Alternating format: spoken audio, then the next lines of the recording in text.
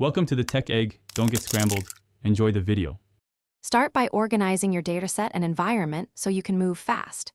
You should convert your labels to the TF record format and create a label map right away. This ensures the model and data agree on class ID. Once done, split images into train and validation folders and select a pre-configured model from the Tensorflow model zoo as your base. You'll fine-tune it rather than train from scratch, which speeds convergence and reduces data needs. Now you'll modify the pipeline.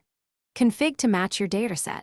Set num classes, paths to TF records and checkpoints, and sensible batch size. Then enable augmentation to prevent overfitting. Random flip, scale, and color jitter are high-impact choices.